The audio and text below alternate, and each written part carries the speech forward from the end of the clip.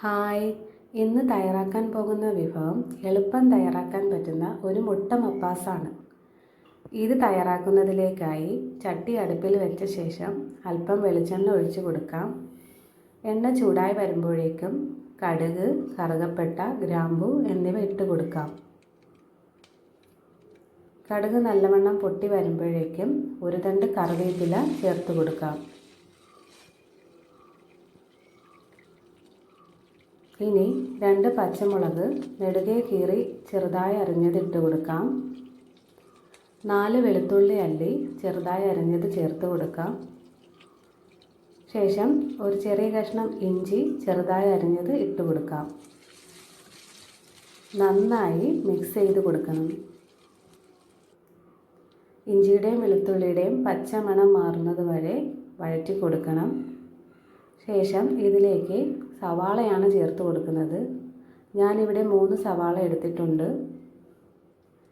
ഇനി സവാളയും ഇഞ്ചിയും വെളുത്തുള്ളിയും എല്ലാം നന്നായിട്ട് മിക്സ് ചെയ്ത് കൊടുക്കണം.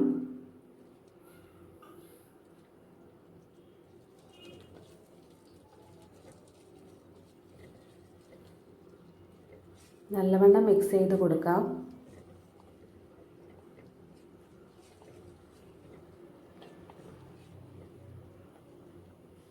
ഇനി ഇതിലേക്ക് ചേർക്കുന്നത് സവാള വഴകാൻ ആവശ്യമായ ഉപ്പാണ്.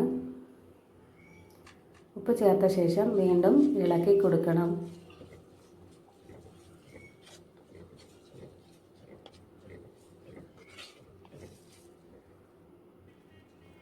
ഇപ്പോൾ സവാളയും ഇഞ്ചിയും വെളുത്തുള്ളിയും എല്ലാം നന്നായി വഴണ്ട് വന്നിട്ടുണ്ട്. ഈ സമയം ഇതിലേക്ക് ഒരു ഉരുളക്കിഴങ്ങ് ചെറുതായി അരിഞ്ഞത് ചേർത്ത് കൊടുക്കാം. ഒരു തക്കാളിയും ചെറുതായിട്ട് അരിഞ്ഞിട്ടുള്ളത് ചേർത്ത് കൊടുക്കാം.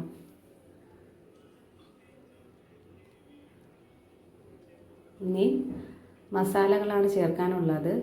മഞ്ഞൾപ്പൊടി, മല്ലിപ്പൊടി, മുളക് പൊടി ഇവ നന്നായി വഴറ്റി കൊടുക്കണം. പൊടിയുടെയൊക്കെ പച്ചമണം മാറുന്നത് വരെ നന്നായി വഴറ്റിയെടുക്കാം.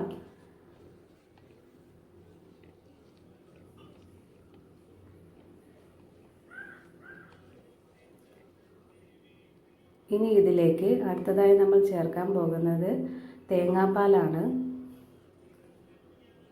ഉള്ളിയും ഉരുളക്കിഴങ്ങും ഒക്കെ വെന്ത് വരാൻ ആവശ്യമായ തേങ്ങാപ്പാൽ ഒഴിച്ചു കൊടുക്കണം.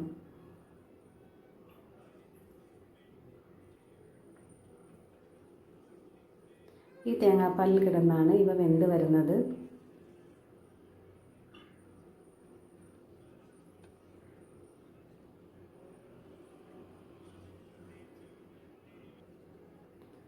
ഇപ്പോൾ നന്നായി തിളച്ച് വന്നിട്ടുണ്ട്.